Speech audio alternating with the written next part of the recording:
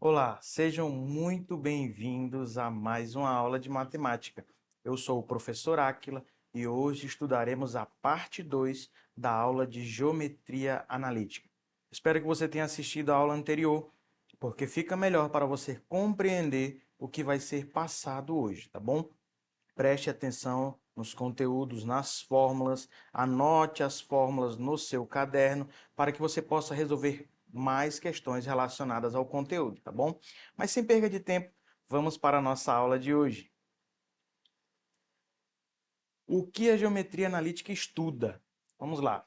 Tem como principal objetivo descrever objetos geométricos utilizando um sistema de coordenadas, o plano cartesiano.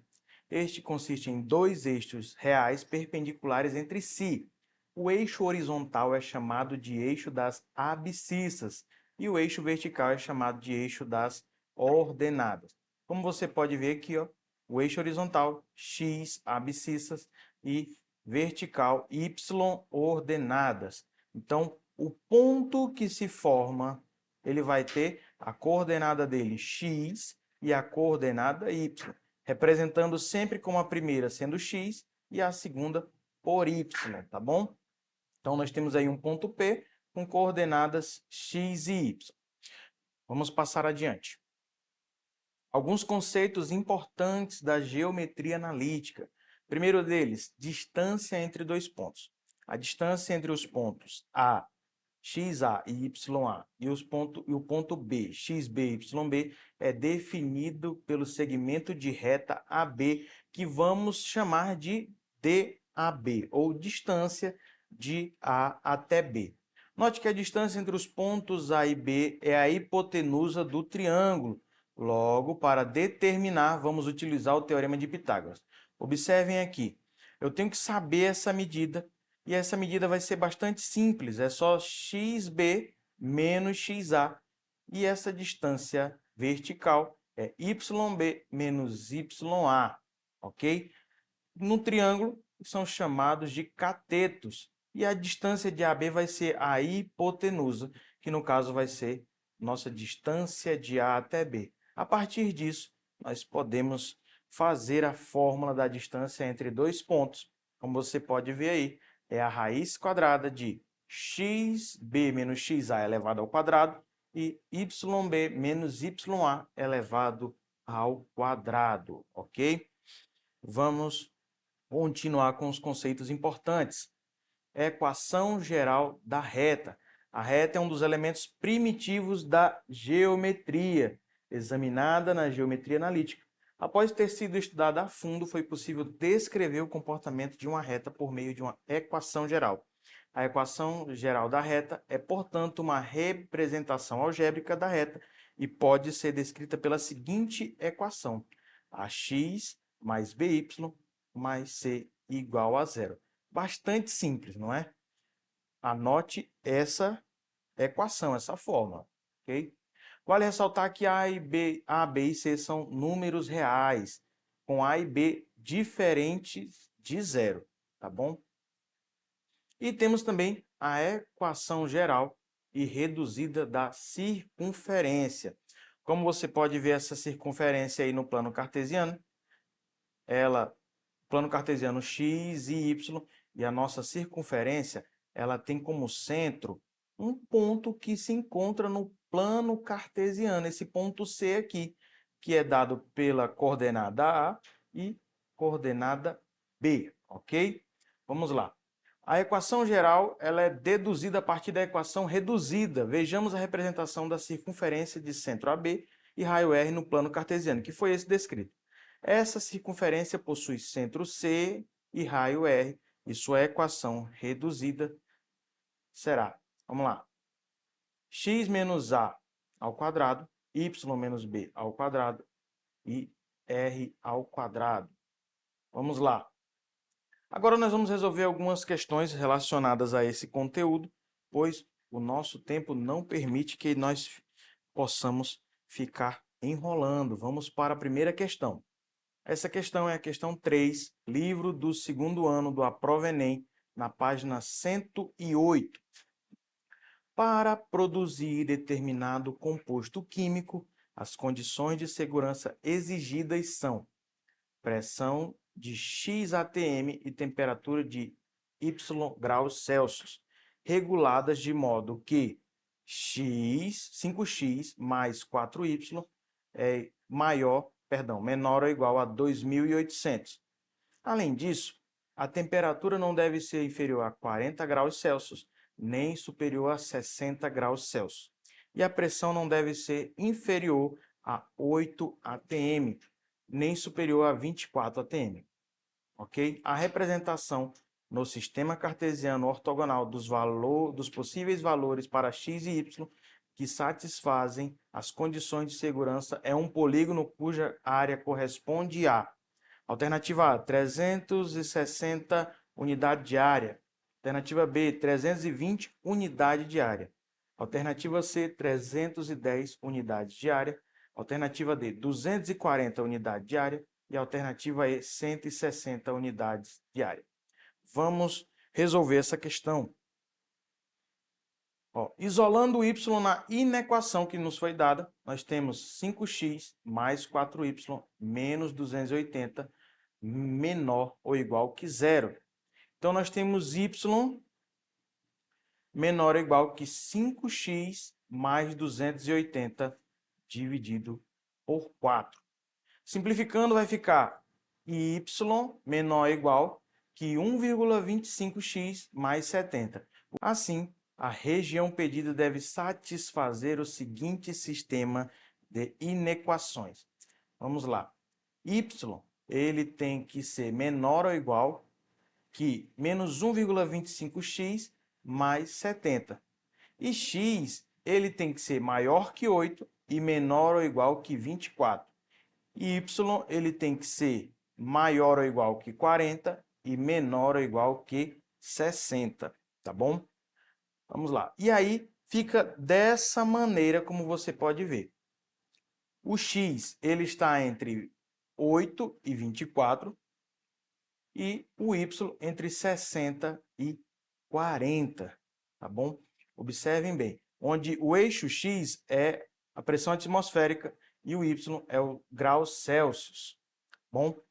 Vamos resolver. Como o polígono é um triângulo de base 16 e altura 20, de onde é que nós tiramos esse valor? Vamos lá, 24 menos 18 e 60 24 menos 8, 60 menos 40, ok? Ficando esses valores aí para a base e a altura.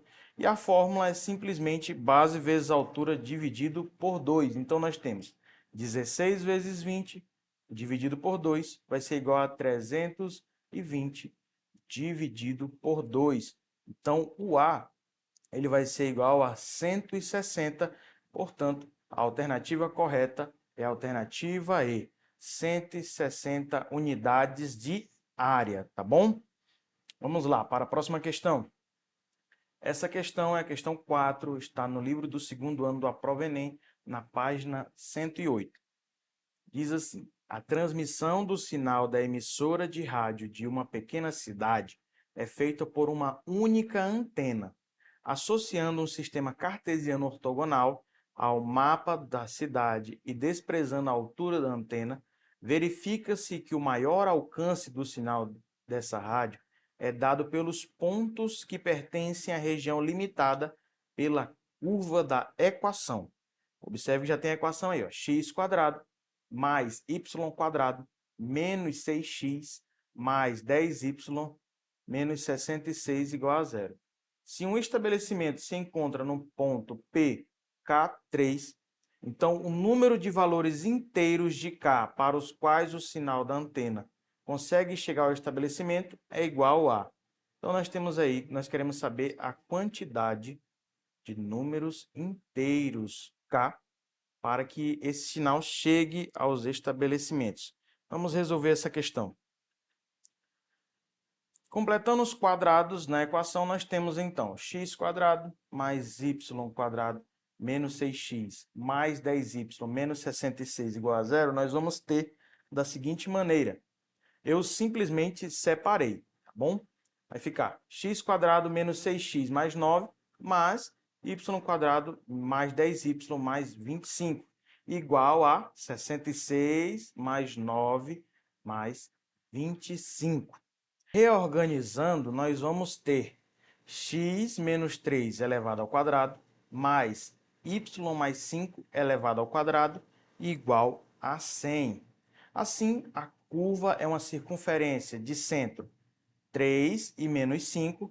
De onde nós tiramos isso? Vamos lá, prestando atenção. Como nós temos x menos 3, então o 3 é o valor de A, ok? Que seria desse centro. E o menos 5 é porque nós temos y menos b. No caso, como é positivo aí, então teve menos com menos, tá?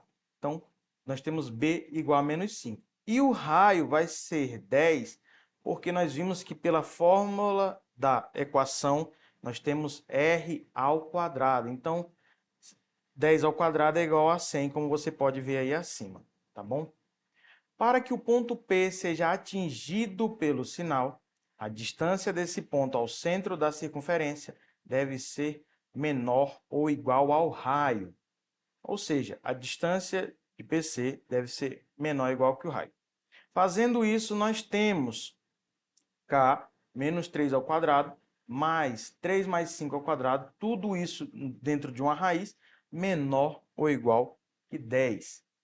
Resolvendo, nós temos que K vai ser maior ou igual que menos 3 e menor ou igual que 9. Então, os possíveis valores para K serão de menos 3 até 9. São 13 valores possíveis. Alternativa A. Vamos para a nossa última questão. A escala de temperatura de Lisle, inventada no século XVIII pelo astrônomo francês Joseph Nicolas Delisle, a partir da construção de um termômetro, foi utilizada na Rússia no século XIX. A relação entre as temperaturas na escala Celsius e na escala Delisle está representada no gráfico pela reta que passa pelos pontos A e B. Então, vamos lá. O que seria o x horizontal é Celsius e y vertical a nova fórmula de temperatura, de Delisle, ok? Observe esse gráfico aí, tá bom? Vamos lá. Qual é a relação algébrica entre as temperaturas nessas duas escalas? Vamos resolver essa questão. Para sabermos a relação algébrica que há entre as duas escalas, utilizaremos a equação geral da reta. Resolveremos por determinantes. Vamos lá. Nós temos aí os valores para determinantes. Por que nós temos 0, 100 e D na primeira coluna? Porque se você observou aquele gráfico, nós tínhamos que em Celsius a reta passava no ponto 100, 0. Então, y era 0, x era 100. Na vertical, nós tínhamos 0 e 150, que passava pelo ponto da Delisle, ok? Então, ficando dessa forma. Para resolver determinantes, eu vou repetir a primeira e a segunda coluna, ficando dessa forma. Quem lembra como resolve determinantes, você tem que multiplicar em diagonal. No caso, eu vou multiplicar 0 vezes 0 vezes 1, 150 vezes 1 vezes C e 1 vezes 100 vezes D. Ficando, então, 0 mais 150C mais 100D. Agora eu vou multiplicar em outra diagonal. C vezes 0 vezes 1 vai ser 0. D vezes 1 vezes 0, 0. E nós temos aí 150 vezes 100, tá bom? Vai ficar dessa forma aí, tudo isso igualado a zero, como você pode ver no determinante. Reorganizando, nós temos 0 mais 150C mais 100D, menos 0C, menos 0D, menos 15.000, ok? Tudo isso igual a zero. Vamos reorganizar novamente, tirando o que é zero aí.